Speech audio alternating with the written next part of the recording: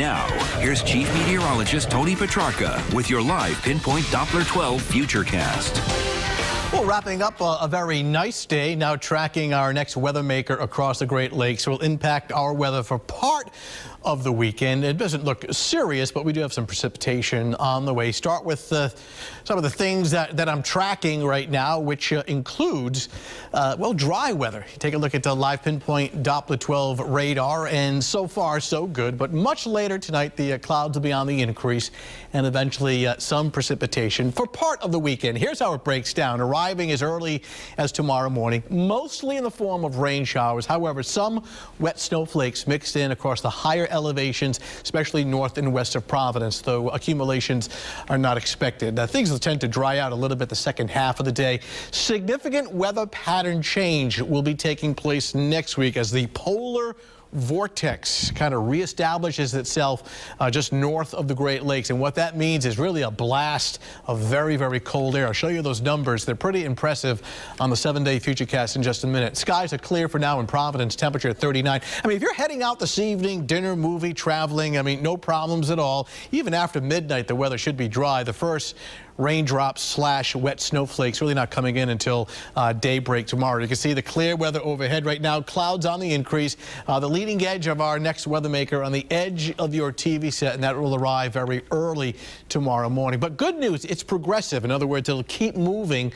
So by later tomorrow afternoon, tomorrow evening, it'll actually dry out again. So for this evening, we're looking fine right up and through midnight. Though notice overnight tonight, clouds are increasing. Now after midnight, well after midnight, just before daybreak, some rain showers developing, and again some wet snowflakes will mix in the higher elevations north and west of Providence. This is 6 o'clock in the morning, so waking up to cool and wet conditions. Any accumulating snow would be reserved primarily for the Mass Pike and points north. And we keep the showers in the forecast through most of the morning. Now here we are at noontime, the last of the showers coming through, but watch what happens by say 1, 2 o'clock in the afternoon. A little wedge of dry air working in. In fact, it wouldn't surprise me if we see by say late afternoon for some partial clearing by the second half of the day. So the best chance for wet weather would be during the morning and very early in the afternoon. Futurecast for this evening, initially clear, then clouding up, temperature dropping down to about 35. Rain showers likely tomorrow morning, and again some wet snowflakes mixed in